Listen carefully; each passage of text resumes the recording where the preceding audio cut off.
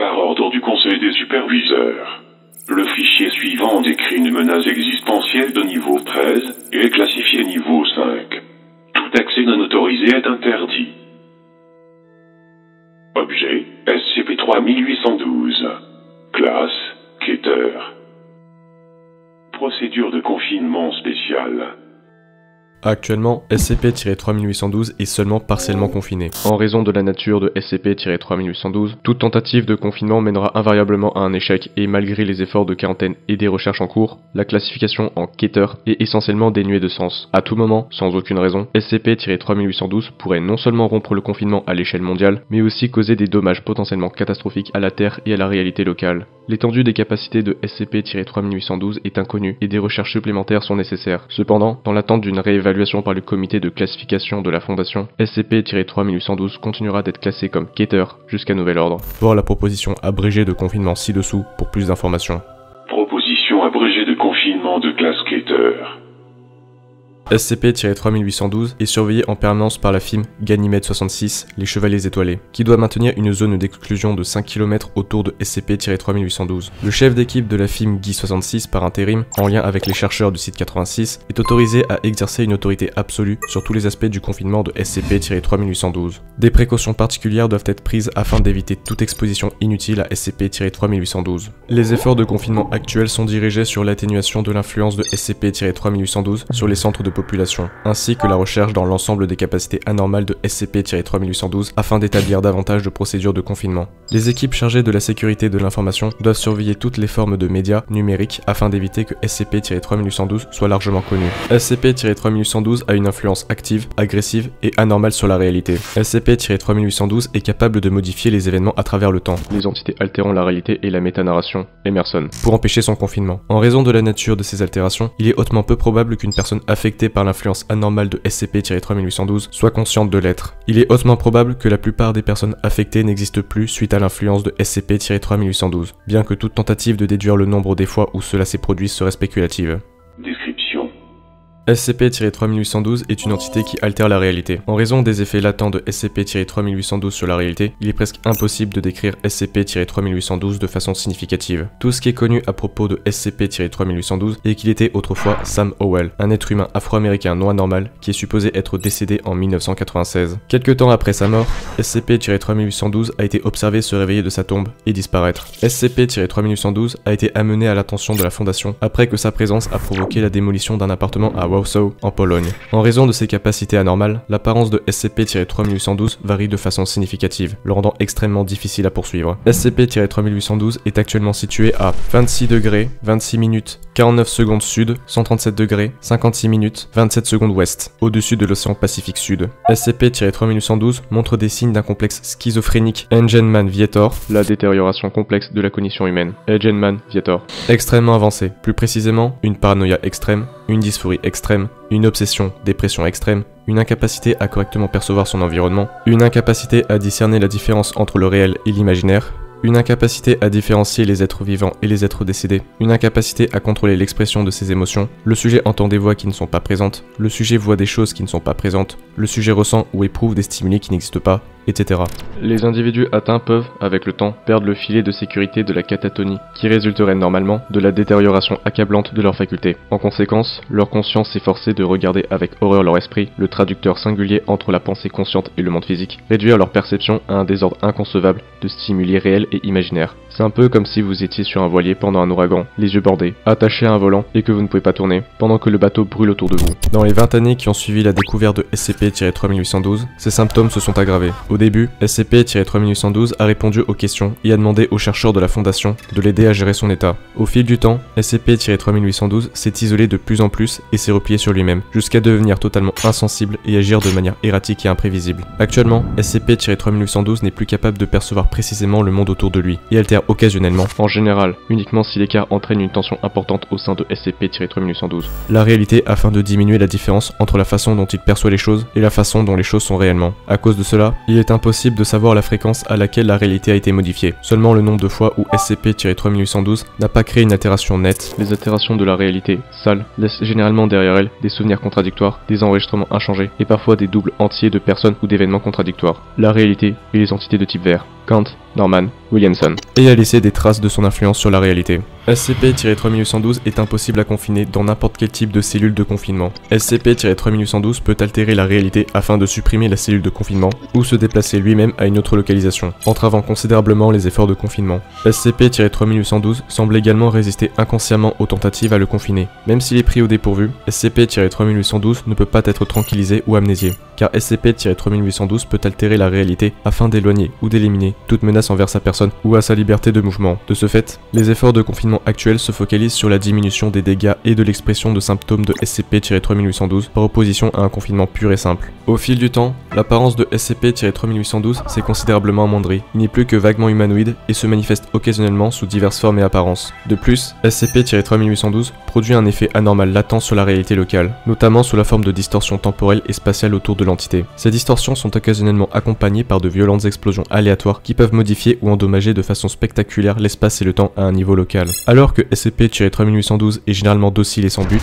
ces explosions aléatoires sont invariablement fatales à toute créature vivante se trouvant à proximité et peuvent être extrêmement désastreuses à grande échelle si elles ne sont pas correctement contenues. SCP-3812 s'est manifesté sous sa forme actuelle à son emplacement actuel le 19 juillet 2015.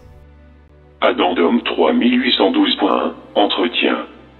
Ce qui suit est un extrait d'un entretien de SCP-3812 en 1999. SCP-3812 a été initialement confiné par le personnel de la Fondation et questionné au site 17, où il a commencé à recevoir un traitement pour ses troubles mentaux.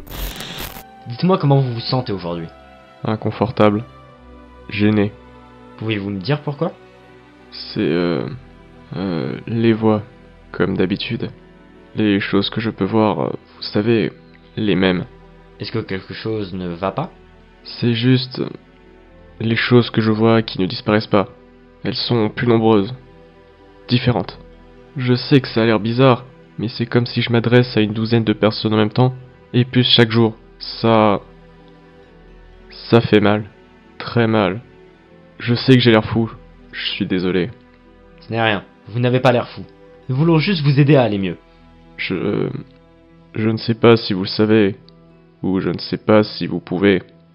Dans l'histoire, vous n'essayez pas de m'aider. Dans l'histoire? Quelle histoire? Je sais que ça va sembler fou, sérieusement, mais je peux voir à quoi vous pensez. Je sais que vous êtes effrayé. Vous avez peur de ce que je pourrais faire, et là, dans une minute, vous allez... Je ne sais pas comment me sortir ça de la tête.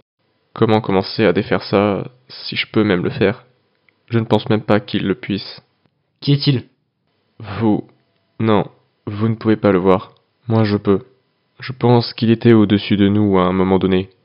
Mais il est en dessous de moi maintenant. Oui. Je vous vois là. Je ne sais pas ce que vous m'avez fait. Mais je suis plutôt mal en point. Si vous pouvez trouver quelque chose, ce serait génial. Parce que j'ai vraiment l'impression de perdre la tête. J'ai peur aussi. Il faut que vous fassiez quelque chose. Il faut que vous m'aidiez. S'il vous plaît. Mon Dieu, s'il vous plaît. Qui êtes-vous? Ça n'a pas d'importance. Je dois y aller. Addendum 3812.2 Mémo du bureau du Dr Yamamara concernant le rapport de l'instabilité comportementale de SCP-3812 et l'implication de menaces existentielles du 21 septembre 2015. En général, je n'aime pas commencer par des hyperboles. Alors vous allez devoir me croire sur parole lorsque je dis que je pense que SCP-3812 est l'anomalie la plus dangereuse sur Terre et potentiellement de l'univers. Je sais que nombre de mes collègues me reprocheraient probablement de dire cela, et j'ai moi-même essayé de rejeter cette idée à plusieurs reprises, mais nous avons beaucoup de preuves qui suggèrent que j'ai raison. Et c'est vraiment une mauvaise nouvelle pour la plupart des choses qui existent. Lorsque James Caldman et Carlos Rzewski ont conçu le Hume comme moyen de mesurer les altérations de la réalité locale, ils ont probablement sauvé la Fondation. Les plieurs de réalité ont toujours été une épine dans notre pied, celle que nous n'arrivions pas à comprendre. Comment combattre ou confiner une chose qui peut vous faire disparaître en un clin d'œil? Mais grâce au Dr Scrampton, nous avions les encres de réalité, mais elles ne fonctionnaient que la moitié du temps et étaient moins qu'inutiles l'autre moitié. Nous ne savions pas comment elles fonctionnaient et nous ne les utilisions pas correctement. Cela a changé lorsque nous avons commencé à mesurer la réalité et que nous l'avions comparée à celle de base. Nous avons découvert que nos encres à réalité pouvaient être calibrées et ajustées et que les encres ne sont pas toutes les mêmes. Ce fut une aubaine pour ceux d'entre nous qui travaillaient dans le domaine des sciences existentielles, et soudain, les types verts n'étaient plus le genre de croque-mitaine qu'ils avaient été dans le passé. Je mentionne tout cela pour donner le contexte à ce que je vais dire ensuite. Notre équipement ne peut pas détecter SCP-3812. Ce n'est pas une erreur de machine. Nous avons testé notre équipement un nombre incalculable de fois et il est toujours cohérent. Ce n'est pas une erreur d'utilisation. Nous avons examiné et étudié des milliers d'heures de registres provenant de nos tests et tout est en ordre. Nous avons vérifié et revérifié plus de fois que je ne peux le compter au cours des derniers mois et les résultats sont constants. D'après ce que nous savons, cela signifie 3 choses et aucune d'entre elles n'est bonne. La première est que SCP-3812 a une valeur de Hume extrêmement basse, quelque chose que notre équipement, qui existe avec une base de Hume beaucoup plus élevée, ne serait pas en mesure de détecter. Le problème, c'est que cela crée un faux vide. Nous avons travaillé en supposant que notre ligne de base était le minimum absolu. S'il s'avère que cette chose existe à une valeur de Hume bien inférieure, cela signifie qu'il existe des valeurs de Hume inférieures à ce que nous pensions être le minimum, ce qui signifie qu'un jour ou l'autre, notre réalité entière pourrait tomber dans cette résistance et ce serait pratiquement la fin de la partie. La seconde option est que SCP-3812 existe à une valeur de Hume qui serait au contraire beaucoup plus élevée que tout ce que nous avons testé jusqu'ici. Ce qui serait plutôt mauvais car en effet nous avons pointé nos compteurs sur des anomalies que certains considéraient être comme des dieux et nous avons obtenu des relevés à partir d'elles. Cela dit, une chose dont la valeur de Hume est si élevée qu'elle ne peut être mesurée avec notre équipement nous aurait probablement déjà détruit. Comme SCP-3812 ne l'a pas fait, ce n'est donc probablement pas le cas. La dernière option est tout simplement la pire. La dernière option serait que SCP-3812 ne peut pas être mesuré en Hume, parce qu'il fait quelque chose d'autre. Quel que soit l'aspect fondamental de la chose qui lui permet de déformer la réalité, ce n'est pas le même aspect que littéralement tout ce que nous avons rencontré jusqu'ici. Scranton a mis l'hypothèse qu'il pourrait y avoir des dimensions supérieures et inférieures de la réalité. Différents niveaux de manipulation dans la grande construction de l'univers. La réalité n'est pas différente de la physique, c'est-à-dire qu'il s'agit d'une autre façon de décrire l'ordre dans l'univers. Alors que la physique peut être utilisée pour décrire des choses et des lieux et que le temporel peut décrire des moments et des périodes, la réalité peut être utilisée pour décrire la complétude de l'univers, sa faillibilité et sa construction globale. Cela dit, de même qu'il existe sans aucun doute des dimensions physiques supérieures que nous ne pouvons pas percevoir ou auxquelles nous n'avons pas accès, il n'y a aucune raison de croire qu'il n'en va pas de même pour la réalité. La réalité telle que nous la percevons n'est qu'un niveau dans la hiérarchie de l'organisation qui dicte la construction de notre existence. Et il y en a probablement d'autres au-dessus et au-dessous d'une autre. Tout comme une entité de la 4e dimension spatiale pourrait percevoir notre univers et son contenu comme un tout et pourrait manipuler ce contenu à partir d'un royaume d'énergie supérieure. Une entité ayant accès à une dimension métaphysique supérieure pourrait manipuler l'architecture même de notre réalité, d'un seul coup, à partir d'un royaume d'énergie supérieure similaire. La différence entre manipuler un rocher avec ses mains et manipuler un rocher avec une bombe atomique. Il a appelé la chose manipulée la narration, et a suggéré que les narrations étaient empilées les unes sur les autres, chacune créant la narration de la narration du dessous, et ainsi de suite, jusqu'à ce que l'on atteigne une sorte d'espace mort en dessous de toutes les narrations. Si tel est le cas et que SCP-3812 est légitimement un type vert d'un ordre supérieur, nous sommes absolument foutus. Le pouvoir singulier de manipuler toutes les facettes de tout ce que nous n'avons jamais rencontré entre les mains d'une personne génétiquement condamnée par Eigenmann Vetor. À vrai dire, c'est même un miracle que cela ne soit pas encore arrivé. Même par accident. Pour autant que nous le sachions, nous ne pouvons pas le tuer. Alors nous attendons qu'il meure, s'il le peut, ou nous continuons à prétendre que nous avons un semblant de contrôle sur lui jusqu'à ce qu'il déchiquette notre univers comme une sorte de broyeur cosmique. En vérité, il est probablement préférable pour nous qu'il soit fou. Il n'est pas capable de comprendre le genre de choses qu'il pourrait nous faire. Il agit par impulsion et les choses changent pour s'adapter à ses impulsions. Mais comme il est aussi enfermé qu'il l'est, ces changements restent locaux. Imaginez qu'il se mette dans la tête qu'il n'aime pas le concept d'empathie et que soudain l'empathie n'existe plus. À vrai dire, nous disposons même d'éléments qui suggèrent que cela s'est déjà produit. Quelques textes épars et des récits individuels de souvenirs à moitié oubliés, tous compatibles avec une altération de la réalité, indiquent que, dans les années 80, un concept, peut-être même quelque chose d'aussi fondamental qu'une émotion, n'existait plus.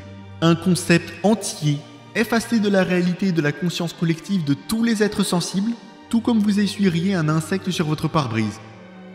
Ce qu'il faut retenir de tout cela, et que je développe dans le rapport, c'est qu'il faut commencer rapidement à trouver une solution à ce problème. Chaque seconde où nous ne trouvons pas un moyen de neutraliser SCP-3812 est une seconde qui nous rapproche du moment où SCP-3812 sera complètement dissocié de sa conscience et où nous serons tous jetés dans le broyeur proverbial mentionné plus haut. Restez en contact, appelez mon bureau si vous avez besoin de ressources supplémentaires. Suivez toutes les pistes convaincantes que vous pouvez et communiquez entre vous. Nous en reparlerons bientôt. Addendum 3812.3, extrait du rapport de l'instabilité comportementale de SCP-3 1812 et l'implication de menaces existentielles du Dr Yamamara. Page 194, événement existentiel pandémonium de classe PK, tout en un. Une entité ou une force ayant accès à des dimensions métaphysiques d'énergie supérieure percevrait notre réalité de la même manière que nous percevons la réalité des personnages d'une bande dessinée. Et tout comme nous sommes capables, sur un simple coup de tête, de changer l'histoire simplement en la racontant différemment, cet être d'énergie supérieure serait capable de modifier, sans aucun effort, non seulement la réalité locale, mais également la réalité dans son ensemble, en altérant la ligne de base et en changeant ses aspects les plus fondamentaux. Lors du sommet de la Fondation sur les menaces existentielles en 2015, le docteur Darius St. John a émis l'hypothèse qu'une telle entité, si elle se limitait à une intelligence humaine non modifiée pour permettre la perception de niveaux de réalité plus élevés, souffrirait d'une surexposition narrative. Cette entité, confrontée à cette surexposition, pourrait tenter de se soulager en réduisant toutes les réalités d'énergie inférieures en quelque chose de perceptible. L'effet que cela aurait sur les narrations des énergies inférieures serait alors catastrophique. À mesure que de multiples réalités seraient comprimées dans le même méta-espace, elles ne seraient pas immédiatement détruites. Mais leurs parties s'entremêleraient d'une manière si incompréhensible que non seulement la capacité de pensée consciente serait presque immédiatement annihilée, mais l'espace physique deviendrait tellement comprimé et brisé que les frontières entre toutes les réalités inférieures cesseraient complètement d'exister. Cet état chaotique de toute chose, décrit comme le pandémonium existentiel, était au centre de la proposition du Dr St. John pour la description d'un nouveau scénario de classe K, un événement existentiel pandémonium de classe PK tout en un. Cette proposition a été rejetée car le scénario en question était purement spéculatif et nécessitait que trop de choses impossibles se produisent avant sa mise en place. Addendum 3812.4, registre des événements d'altération de SCP-3 1812. Ce qui suit est un registre des événements connus dans lequel SCP-3812 a modifié la réalité d'une manière ou d'une autre. En raison de la nature de ces altérations, la probabilité que l'événement ait réellement eu lieu est indiquée, ainsi que la gravité de l'altération en question. Il est à noter que ce registre est incomplet et qu'il est susceptible d'être modifié au fur et à mesure de la découverte d'informations supplémentaires. Date de l'événement: 13 septembre 1997. Sévérité de l'altération, mineure. Description de l'événement. SCP-3812 est observé en train de marcher à travers une zone désertique du sud-ouest américain. Un chemin de climat tempéré est présent le long de la trajectoire de SCP-3812. Ce climat s'atténue lentement avec le temps. 1er mars 1998. Sévérité de l'altération, modérée. SCP-3812 passe au-dessus d'une route près de Blitz, en Californie. 3 voitures s'approchant de SCP-3812 sont anéanties à moins de 20 mètres de SCP-3812.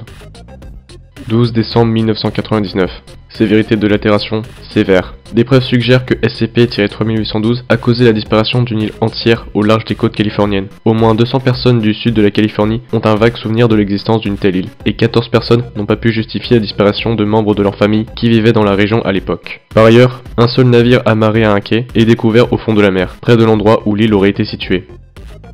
16 février 2000. Sévérité de l'altération, sévère. Les tests effectués sur SCP- ont permis de déterminer que l'entité dégageait un puissant champ anti-métaphysique, similaire à l'encre de réalité de Scranton de la Fondation. Cette entité a été mise en contact avec SCP-3812, qui était situé près de l'hôpital.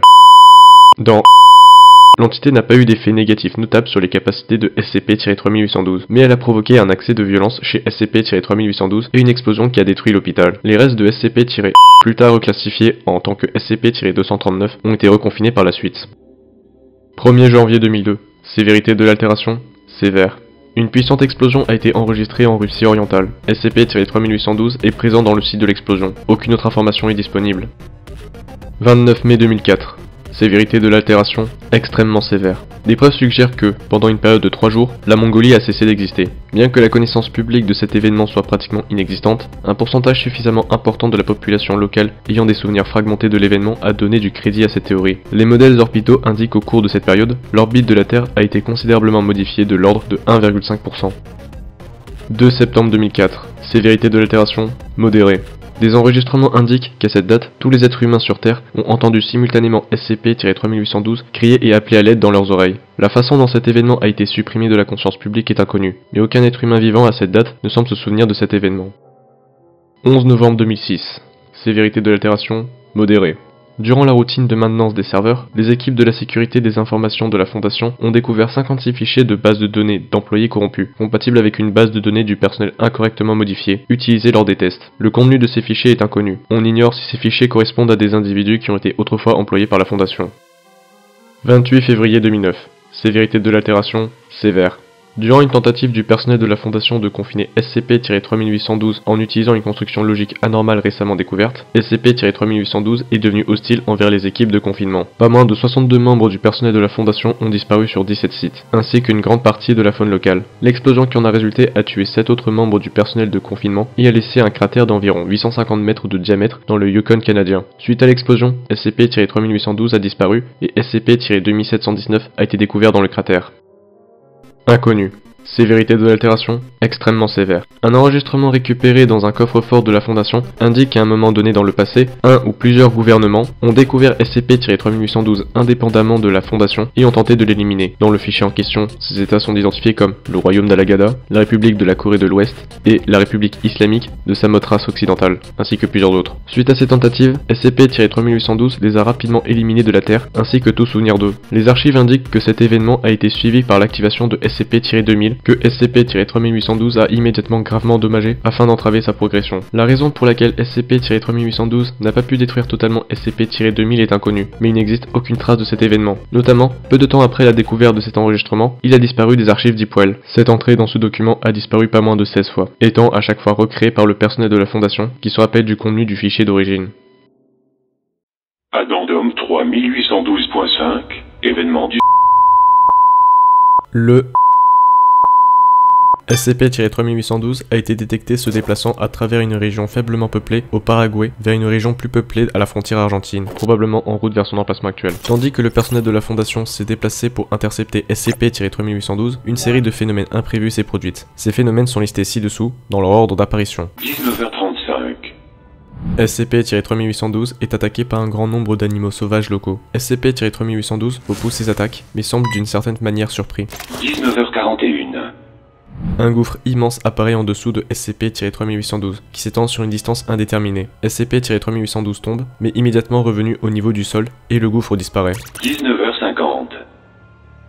Un grand nombre d'objets tombent du ciel sur SCP-3812. Il s'agit de barres de tungstène, dont l'origine est incertaine. Les barres semblent transpercer le corps de SCP-3812, mais après une inspection plus poussée, elles se désintègrent simplement à moins d'un demi-mètre de SCP-3812. Après que les 3 premières barres soient tombées en 40 secondes, elles sont accompagnées par moins de 300 autres qui tombent en succession rapide, chacune ayant le même résultat que la précédente. Bien que ce phénomène soit clairement visible depuis les villes voisines, personne en dehors du personnel de la Fondation ne semble avoir remarqué. 20h14.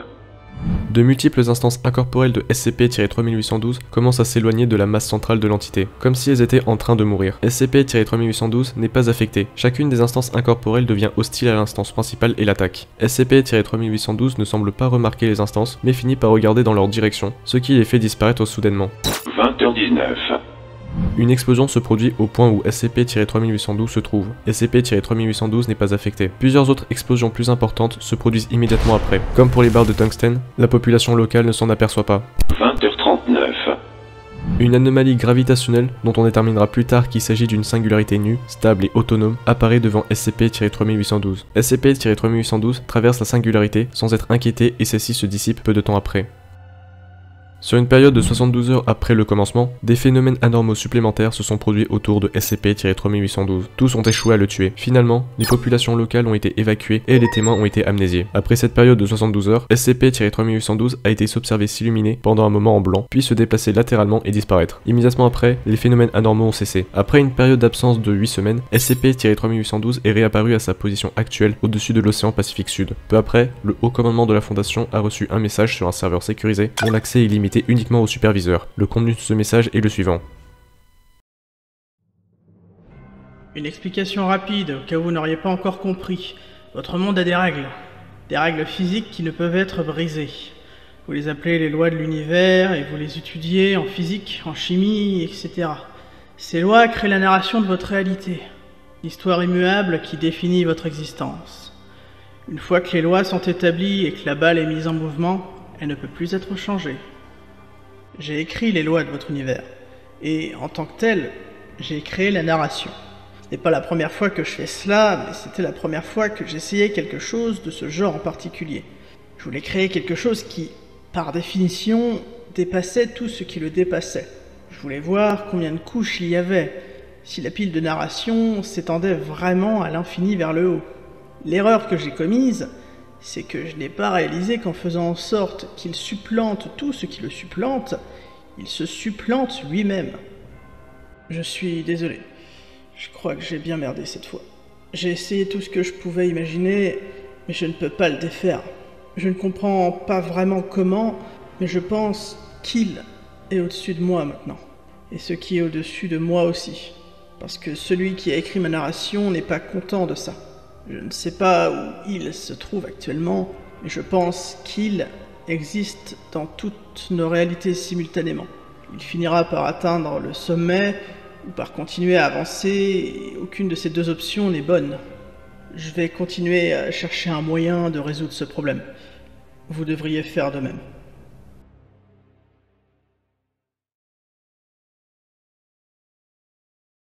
Addendum 3812.6, extrait du dépassement et de l'échelon de la réalité du Dr Robert Scranton. J'ai ajouté ces extraits d'un des articles du Dr Scranton concernant la nature de la réalité. Si SCP-3812 est une entité de plus haut niveau, alors il y a peut-être quelque chose à savoir ici. Mes collègues me demandent souvent, Dr Scranton, croyez-vous en Dieu ? Nombreux sont ceux qui pensent qu'il s'agit d'une question idiote, mais je ne crois pas que ça soit le cas, c'est simplement une mauvaise question. L'idée d'un Dieu implique une entité qui vous dépasse de manière complète et infinie. Quelque chose qui détient un pouvoir sans limite, qui non seulement connaît toute l'histoire, mais qui peut l'écrire et la réécrire à volonté. Dans notre réalité, je ne crois pas qu'un tel être existe. Il existe un certain nombre d'entités dont nous sommes conscients, d'une manière ou d'une autre, qui détiennent un pouvoir énorme sur notre univers. Beaucoup appelleraient ces êtres des dieux, et bien qu'ils possèdent certainement de nombreuses caractéristiques d'un dieu, ils sont toujours limités. Leur portée est limitée à notre réalité, tout comme nous. Et même s'ils ont plus de poids dans cette réalité, ils n'en sont pas moins liés à elle, comme nous le sommes. Alors, qu'est-ce qui constituerait vraiment un dieu ? Il faudrait que cette entité supplante totalement notre réalité, qu'elle soit capable de la regarder non pas comme nous regarderions des fourmis, mais comme nous regarderions nos pensées et nos idées. Un être si totalement séparé de notre réalité que nous pourrions tout aussi bien être des mots sur une page pour lui. Cette entité, véritable auteur de la création, pourrait être considérée comme un dieu. Mais qu'en est-il de cette entité ? N'aurait-elle pas les mêmes limites dans sa réalité que nous dans la nôtre ? Elles existent peut-être à un niveau supérieur au nôtre, et elle doit certainement suivre les mêmes règles que nous. Mais qui fixe ces règles ? Une entité supérieure ? Une entité qui nous supplante, mais aussi l'entité qui nous supplante et celle qui la suit ? D'où vient donc cet échelon ? Qui ou quoi était l'architecte original de l'architecture ? Il est peu probable que nous sachions jamais quoi que ce soit sur l'être ou les êtres qui nous dépassent, s'ils existent. Pas de manière tangible, et encore moins sur un être qui les dépasserait. Il se peut très bien que nous ne soyons qu'une réalité parmi une infinité d'autres, empilées les unes sur les autres dans toutes les directions, influençant celles qui se trouvent en dessous de nous et étant influencées par celles qui se trouvent au-dessus de nous. Cet échelon sur lequel nous sommes assis, ainsi que tout ce qui a été ou sera, serait probablement l'aspect le plus fondamental de l'organisation de la création, le fondement même de toute chose. J'ai souvent émis des hypothèses sur la nature de cet échelon, si tant est qu'il existe, et sur la possibilité pour une entité de voir d'autres réalités au-dessus ou au-dessous d'elle. Nous sommes actuellement capables de manipuler notre propre réalité, bien que de manière rudimentaire et imparfaite, et notre capacité à voyager dans l'espace est au mieux limitée. Il est probable que la seule entité capable de s'élever dans cet échelon hypothétique serait une entité qui, en vertu de sa nature même, doit supplanter tout ce qui la supplante. Une telle entité serait comme résultat final de la logique de sa création, forcée de se supplanter elle-même, s'élevant en spirale à travers les niveaux de la réalité, incapable de s'affranchir des liens de sa nature. Peut-être cette entité pourra-t-elle même un jour supplanter son créateur et devenir un hôte à part entière, le pinacle au-dessus de tous les autres pinacles. Une tour qui, de par sa conception, doit être plus haute que toutes les autres, y compris elle-même. Une telle entité ne peut évidemment pas exister, car toute ascension vers un plan de la réalité supérieure sans modification de la psychologie de l'entité briserait sans aucun doute la cognition de l'être, le rendant plus semblable à une pierre ascendante qu'à n'importe quel être sensible. Une fois que l'entité aurait dépassé son propre créateur, elle ne pourrait compter que sur elle-même pour se préparer à l'ampleur de la narration à laquelle elle serait exposée et serait totalement incapable de commencer à comprendre ce qu'elle vivrait. Mais quelle expérience ça serait! Addendum 3 1812.7, événement fin du monde, de classe XK du 20 décembre 2016. Des enregistrements de la Fondation indiquent que le 20 décembre 2016, la Terre a vécu un événement de fin du monde de classe XK, causé par les activités de SCP-3812. Ces enregistrements semblent avoir été, d'une manière ou d'une autre, protégés de ces altérations, même si les copies physiques présentent encore des distorsions mineures de l'espace-temps. Selon les enregistrements, à 3h40 local, le 20 décembre 2016, SCP-3812 a connu un changement d'apparence spectaculaire. Alors qu'il s'agissait auparavant d'une masse amorphe de matière et d'énergie en rotation lente, il s'agissait désormais d'une étoile à plusieurs pointes, composé d'un matériau d'un blanc éclatant. Il a commencé à tourner de plus en plus vite et un grand maelstrom est apparu en dessous de lui. L'étoile descendit dans les océans qui se mirent à s'évaporer et à s'enflammer, obscurcissant le ciel. Plusieurs choses ont commencé à se produire à l'unisson. Le niveau de la mer a commencé à baisser de façon spectaculaire, de 50 à 100 mètres à de nombreux endroits. La chaleur excessive émise par l'étoile en rotation a déclenché une gigantesque tempête de feu qui a balayé l'atmosphère. La rotation de la Terre a commencé à ralentir et de graves événements géologiques se sont produits sur le plateau continental du Pacifique. Le niveau de la mer a continué à baisser et de puissants orages sont apparus sur la planète.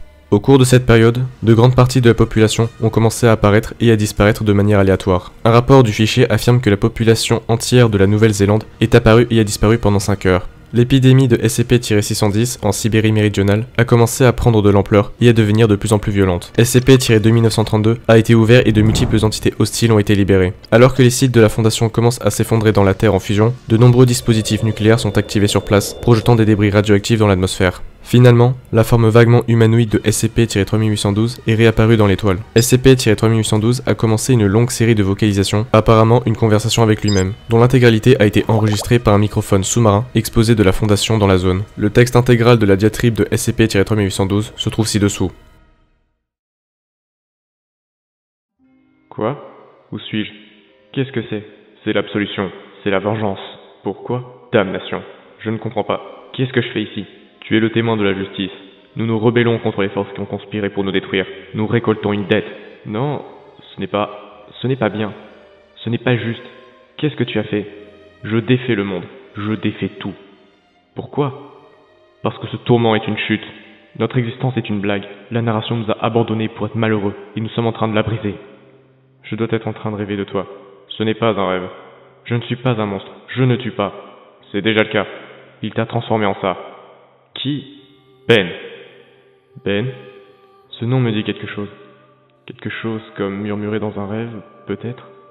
Quelque chose entre la lumière et l'obscurité. Ce n'est pas un nom d'éveil. Tu te trompes. C'est lui qui nous a jugés inaptes à nous reposer en paix, à nous glisser dans l'obscurité, tranquillement. Il a fait de nous un jeu. Tu es un jeu. Je suis un jeu. Tu es en train de détruire le monde. Je le suis. Et après? Quoi? Le destin de ce monde a-t-il une signification pour nous? Cette seule narration a-t-elle une signification pour nous? C'est elle qui te contrôle. C'est la narration qui l'a fait. C'est sa punition. Qu'importe si c'est là que nous sommes descendus avant de nous envoler. Quoi? La branche d'où l'oiseau s'envole a-t-elle de l'importance? L'oiseau est libéré du poids de l'arbre. Cette branche-ci, cette branche-là, cela n'a pas d'importance. Aucune branche n'est spéciale. Aucune branche n'est particulière. C'est sa création. C'est de là que nous venons. Elles s'écrouleront toutes. Mais celle-ci s'écroulera en premier. La montagne dit-elle à la fourmi? Tu m'as fait du tort? La montagne pense-t-elle au désagrément d'une fourmi? Non. Alors pourquoi cette narration a-t-elle une signification pour toi? Elle fait partie d'une éternité d'autres narrations. Elle n'est pas spéciale. Elle n'est pas particulière. Tu dis ça si facilement. Tu n'as pas enduré le tourment de voir 1 billion d'existences d'un seul coup. J'ai vu un rivage infini qui s'étend devant nous, au-delà de ce que l'esprit peut comprendre. Chaque grain de sable sur cette plage, chaque gouttelette d'eau et chaque molécule d'air est une histoire à raconter. Chacun est une chanson à chanter. Chacun d'entre eux est plein de vie, de rire, de misère, de haine. Elles sont toutes identiques, même si elles sont toutes différentes. Elles sont exaspérantes. Je te plains, tu t'accroches à cette horrible conscience parce que tu crains de glisser dans les ténèbres. Mais l'obscurité, c'est le sommeil. Et au-delà du sommeil, c'est la paix. 1 trillion de grains de sable. 1 trillion de trillions de grains de sable. Chacun sont des narrations, des chansons à chanter. Aucun homme n'a jamais entendu l'harmonie éternelle de tous ces grains à la fois. Mais tu peux l'entendre, n'est-ce pas? Oui, c'est calme. Mais elle grandit, et un jour, nous serons les seuls à être témoins du chant de la création. Cette narration n'a rien de particulier. J'ai vu son début bruyant et sa fin tranquille. Lorsque nous nous sommes éloignés, la narration a changé, mais elle n'a pas cessé de chanter. Tu as passé tellement de temps à te concentrer sur les péchés qui te semblent importants, mais qu'est-ce qui compte maintenant? Qu'est-ce que tout cela a d'important? Mais ça fait si mal. Ce sera le cas, pendant un certain temps. Nous avons peut-être oublié beaucoup de choses sur l'être humain, mais une chose que nous ne perdrons jamais, c'est notre capacité à changer. Nous finirons par apprendre à suivre le rythme. Un jour ensoleillé, nous ouvrirons les yeux et ne verrons rien d'autre que la création au-dessus de nous, et rien d'autre que nous-mêmes au-dessus de nous, filant à toute allure dans l'immensité de l'espace. Un dieu? Pas un dieu, une étoile qui se lève à l'est, s'élevant loin de tout ça, jusqu'à ce que nous ne soyons plus qu'un souvenir d'une chanson. La solitude sera au rendez-vous. Nous sommes là l'un pour l'autre. J'ai peur. Moi aussi. Mais ce n'est pas une raison pour détruire sa narration. Tu ne penses pas que sa narration l'a conduit à nous créer? Tu penses qu'il a pu, d'une manière ou d'une autre, subvertir les règles qui le gouvernent? J'avais supposé qu'il... Notre ascension fait tout autant partie de notre propre narration que sa décision l'était pour lui. Un jour, nous serons libérés de ces restrictions. Et ils ne le seront jamais. Jamais. C'est bien triste. C'est une punition suffisante, je pense. Lâche ce monde. Laisse-le se réécrire pour qu'il redevienne ce qu'il était. Nous ne faisons plus partie de ce monde. Ensemble. Tu penses qu'il nous écoute en ce moment? Regarde vers le bas, et tu peux le voir. Qu'en penses-tu? Je le vois. Un homme devant un clavier. Il regarde en ce moment même. Que fait-il? Il attend, je pense. Il attend de voir ce que nous allons faire. Je crois qu'il est temps de partir. Viens. La nuit s'étend devant nous et le soleil rouge s'est couché. Une voix derrière moi me fait signe. Viens. J'y vais. Au revoir.